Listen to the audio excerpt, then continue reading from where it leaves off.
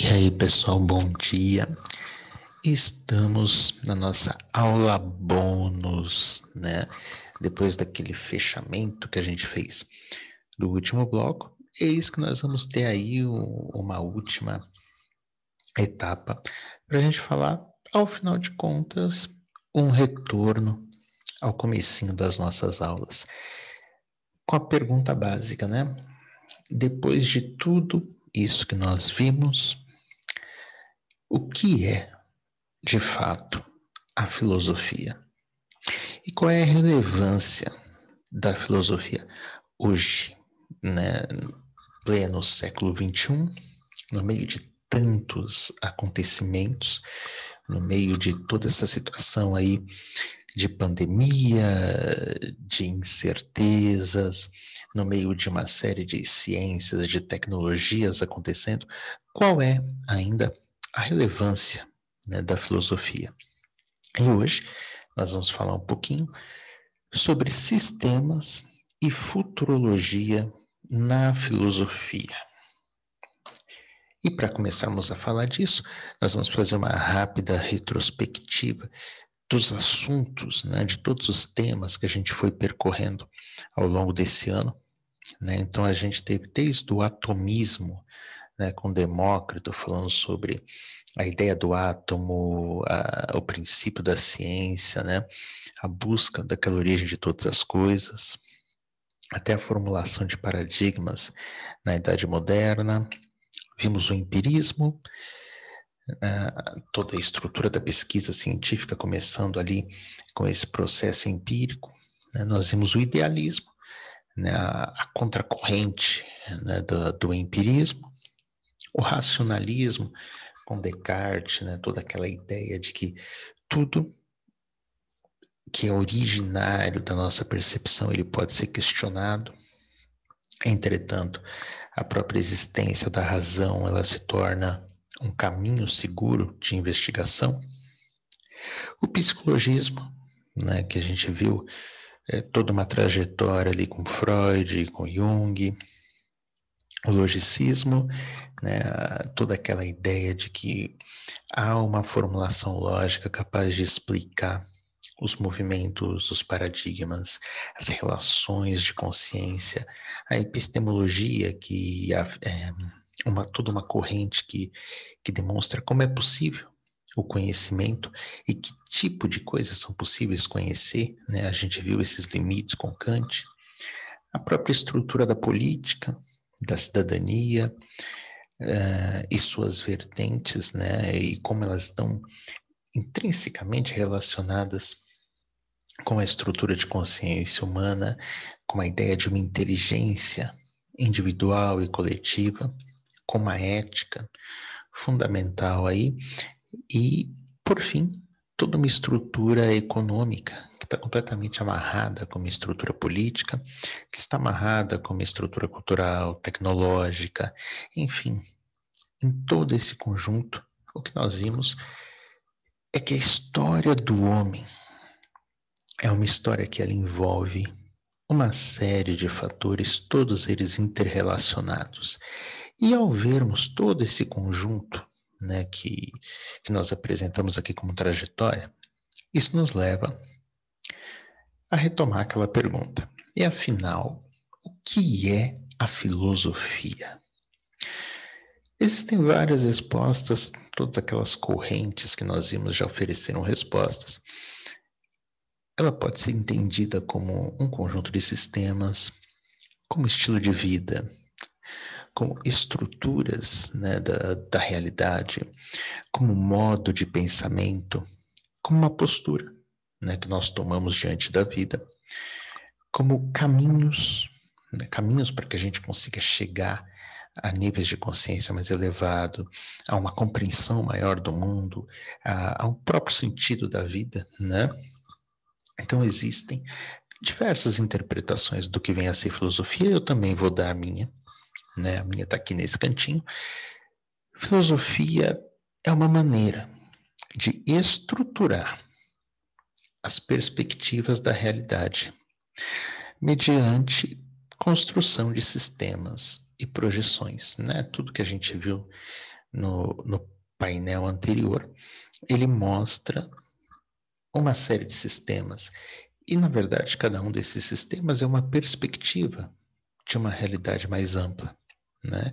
Cada período acabou privilegiando mais uma perspectiva do que outra, mas no conjunto, o que nós temos mesmo é uma realidade muito maior, da qual cada uma das visões que nós apresentamos aqui, ela é parte de um mosaico que ainda não deu conta de toda a infinitude, de todas as rupturas, de toda essa estrutura que é a própria vida.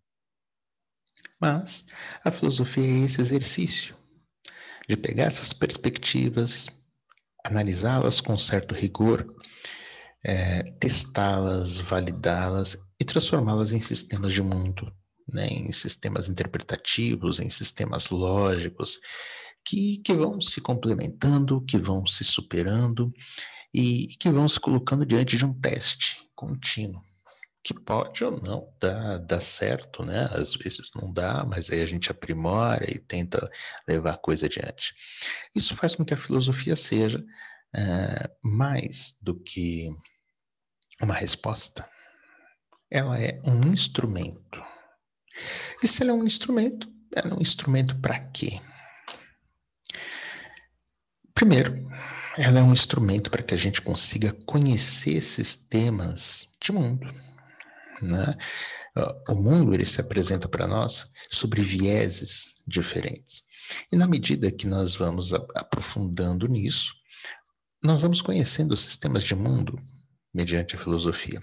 Para Aristóteles, por exemplo, a filosofia ela era fundamental para que a gente pudesse conhecer as causas primeiras, né? A ideia de causa e efeito para Aristóteles era muito importante. E ele dizia, veja, se nós pegarmos do ponto em que estamos agora e irmos recuando, a gente vai encontrando causas e causas e causas até chegarmos às causas primeiras. E aí a gente consegue perceber o impacto dessas causas no mundo. E por sua vez, pelo uso da filosofia, ela acaba nos auxiliando na compreensão dos eventos em que nos encontramos e que tendemos a nos encontrar. Então, a filosofia ela não nos ajuda a entender só o presente. Ela também nos ajuda a construir projeções e a compreender tendências futuras, né? Por isso que aqui a gente tem uma imagem aqui na lateral, que é justamente uma imagem de estatísticas, uma imagem de forecasting, uma imagem que trabalha com as ideias da futurologia. Futurologia não se trata de previsão mística do futuro, mas a futurologia, ela se trata de um conjunto de métricas e de projeções estatísticas que trabalha com sistemas temporais, né? Você pega o momento 1, momento 2, momento 3, e a partir de um gráfico de tudo que aconteceu ali, você consegue estabelecer uma tendência futura, né? E que tem uma probabilidade de acontecer. Então a gente passa a ter uma capacidade de interpretação e de previsão melhor.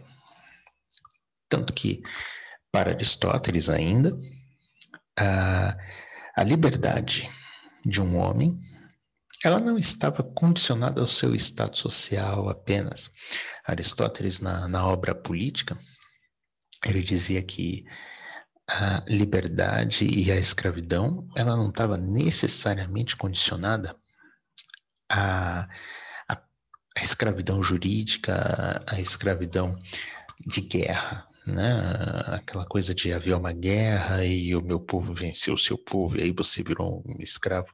Ele diz, então, a liberdade ela está condicionada muito mais do que a esse tipo de estado social. Escravos podem, na verdade, ser homens livres, ainda que vivam como escravos. E por sua vez, homens livres podem ser continuamente escravos, constitutivamente falando, dependendo da disposição que ele tem como postura pessoal. O homem livre, para Aristóteles, por exemplo, é aquele que possui capacidade de compreender as causas e apresentar uma antevisão. Ou seja, para ele, quem é que deveria liderar? é aquele que consegue exercer uma visão mais ampla do futuro. E ele consegue isso a partir do conhecimento das causas primeiras, a partir do autoconhecimento também. Portanto, a capacidade de liderança está vinculada ao exercício dessa habilidade e ao exercício da própria liberdade de se poder pensar tais coisas e de tomar decisões, né, a partir disso. Portanto, antevisão e liderança, para Aristóteles, estavam ligadas ao próprio exercício da filosofia prática, como ele chamava. O conhecimento das causas, ele, por sua vez, nos permite trabalhar a questão da probabilidade.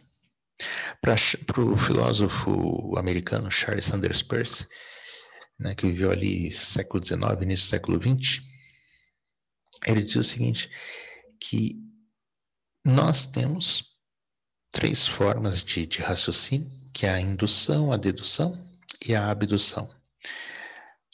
A dedução é quando eu tenho conhecimento do todo, e a partir desse conhecimento todo eu vou chegando nas partes, né? Eu digo lá, todos os homens são mortais, Aristóteles é homem, portanto Aristóteles é mortal. Isso é uma dedução. Indução já é o contrário, eu não conheço o todo, né? Então eu parto de informações parciais. Eu tomo como ponto de partida as partes que eu conheço, as relações que existem entre elas, e busco compreender o todo. Né? Então, você vai no médico para saber se tem uma doença, o médico pede um exame de sangue, que é uma amostragem, assim. E a partir do que tem naquela relação da amostragem, ele conclui o que existe em todo o seu organismo. Ainda bem, né? Porque imagina se o médico tivesse que extrair todo o seu sangue para confirmar, né? Então, ainda bem que a indução nos permite a ter uma ideia do conjunto, do todo.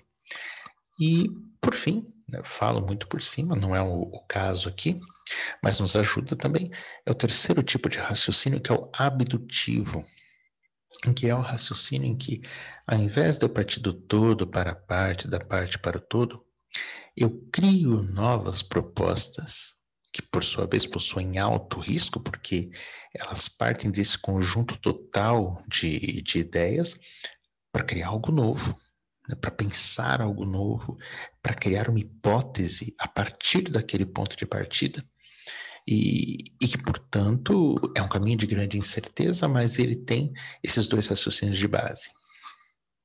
Não, isso acaba sendo uma lógica da criatividade para Peirce.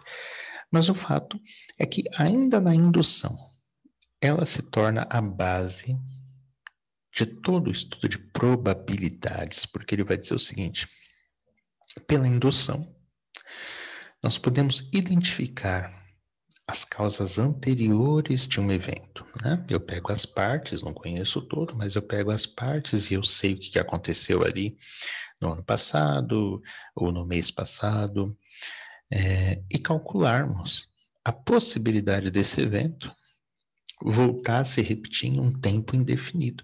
Então eu falo, ok, uma vez que isso aconteceu no ano passado, no ano retrasado, vai acontecer nesse ano e vai acontecer daqui 10 anos, né? Então qual que é a probabilidade disso? E aí essa se torna a base da futurologia e de todas as estatísticas modernas, né? Então veja, o uso, o emprego sistemático da filosofia, ele nos permite não apenas compreender o presente, mas estabelecer projeções sobre o futuro. E essa ideia de estabelecermos projeções sobre o futuro, ela nos leva hoje a uma reflexão contínua, porque e quando eu penso que o futuro não é apenas um futuro para 1 ano, 2 anos, mas é um futuro indefinido, com uma realidade extremamente complexa e com muitas informações e dados correndo por aí.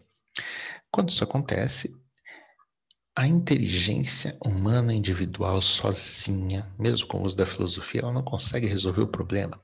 Esse é o ponto de vista do Pierre Levy, que a gente já viu na semana anterior. Para ele, A filosofia deve pensar o futuro. Pensando o futuro, nós criamos uma inteligência coletiva. Claro, não sou só eu pensando no futuro, mas uma rede de pessoas pensando esse futuro. Ela acaba criando uma inteligência coletiva que se vale de tecnologias para criar os melhores potenciais de realização. E aqui, na lateralzinha aqui, nós temos um modelo de Pierre Levy para como que essa inteligência coletiva se forma. Então, de um lado, nós temos um capital ético, né, um conjunto ali de valores. Então, nós temos a governança, valores, direitos, obrigações, redes de desejos, né, que é tudo aquilo que nós necessitamos, ansiamos, as expectativas que a gente constrói, não é importante só para o presente, é para o futuro. Nós temos um capital prático, que são as habilidades financeiras e as redes de poder, sem o qual nós não temos como realizar essa rede de desejos. O capital biofísico é o equipamento, tecnologia, saúde, meio ambiente, as redes corpóreas, ou seja, todo é algo muito maior do que um ecossistema. É uma verdadeira biosfera, né, que envolve inclusive a tecnologia como parte dos elementos que fazem a manutenção dessa vida e dessa formação de inteligência. O capital social, que envolve a confiança, os papéis sociais, as redes de pessoas. O capital de comunicação, em que nós temos as mensagens, a mídia, as redes de documentos, né? E veja que nós temos aqui uma divisão. Por fim, a gente vai ter o capital epistêmico, né, que envolve aqui as artes, ciências, as redes de conhecimento. E ele divide esse bloco em dois. Aqui embaixo tem o elemento que ele chama de real. As mensagens, os papéis sociais, as redes corpóreas. E aqui eu tenho o virtual, que são as redes de conhecimento, as redes de desejo e as redes de poder. Então, quando você soma tudo isso, cruza tudo isso, eu passo a ter uma rede ampla, que formam, na verdade, o que? As tecnologias da inteligência, que nos permitem, veja que aqui eu não tenho mais aquela coisa de bipolaridade, né? Uma consciência versus outra, uma classe social versus outra. Elas ainda existem, mas elas existem num plano social, num plano trabalhista, num plano político, mas por baixo de tudo isso, eu tenho essa rede mais ampla e muito mais difícil de você criar ali oposições, porque ela trabalha colaborativamente, né, cooperativamente. E ela busca sempre se autorregular, se complementar, né? Portanto, a modelagem do futuro, ela é um dos pressupostos do ato de filosofar. Né? A gente não filosofa apenas para pensar o passado, apenas para pensar o presente, apenas para estabelecer uma crítica. Mas a gente filosofa para conseguir modelar o futuro, para exercer um papel ativo na sociedade. E isso, inevitavelmente, ele leva a uma modelagem tanto do futuro quanto da consciência, enquanto consciência em rede. É uma das expressões de Pierre Levy, é o seguinte, ele diz: para resolver nossos problemas atuais e complexos, que envolvem um grande número de pessoas e organizações em ambientes diversos, uma nova forma de inteligência coletiva é necessária. Surge principalmente via mídia digital, né? A inteligência coletiva ela é denominada holomidal. Por quê? Porque ela é midiática e ela acontece para além desse campo presente que nós temos aqui. Ela acontece no campo virtual. Funcionaria como em pequenos grupos, em constante interação, para permitir que todos agissem, levando em consideração os outros, mas em grande número. Presumo que tal forma de inteligência se desenvolve graças a e com outro nível de consciência. É, portanto, trocar com pessoas que exploram o futuro da consciência. Então veja que a concepção de Pierre Levy, ela é fundamental, ela exige a participação da filosofia no processo de construção do futuro. Porque essa criação dessa rede, ela é mais do que uma simples internet com redes sociais. Ela envolve uma ação consciente e direcionada para elevar o nível de uma consciência coletiva. Mas ela não tenta fazer isso de cima para baixo, né, por meio de um totalitarismo digital, por exemplo. Mas não, é através de clusters, é através de pequenos grupos espalhados na rede, mas que ao debaterem problemas, ao agirem cooperativamente, ao se engajarem em determinadas soluções locais e globais, elas vão aos poucos se transformando e transformando individualmente essa consciência em um outro nível, né? Em um nível de consciência que é construtiva e conscientemente construtiva de um futuro, mas que não é um futuro individual. É um futuro que interage entre vários grupos e que leva sempre em consideração os outros. Portanto, é uma colaboração ética em primeira instância e em todos os outros níveis, né? E isso é uma coisa que até hoje, pelo menos na história escrita e construída do homem, é uma coisa que não foi devidamente construída até pela divisão dos povos, até pela falta de uma adequação de linguagem, até por não haver tecnologias da inteligência que permitissem essa articulação. Mas hoje essas tecnologias, elas existem e estão sendo cada vez mais exploradas. E a filosofia não pode ficar de fora das descobertas da ciência e tampouco do avanço tecnológico, né? Nós temos que nos integrar a tudo isso e, a partir daí, exercer um papel ativo na construção e na modelagem desse futuro.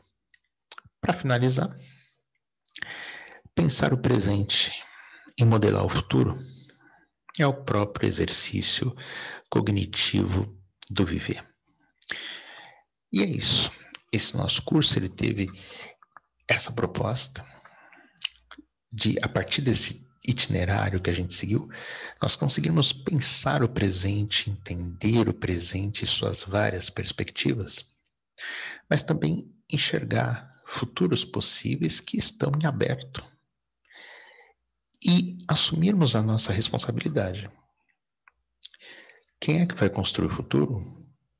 Não é uma coisa de cima para baixo, não adianta a gente ficar sentado esperando que a qualquer momento o futuro apareça na nossa frente magicamente.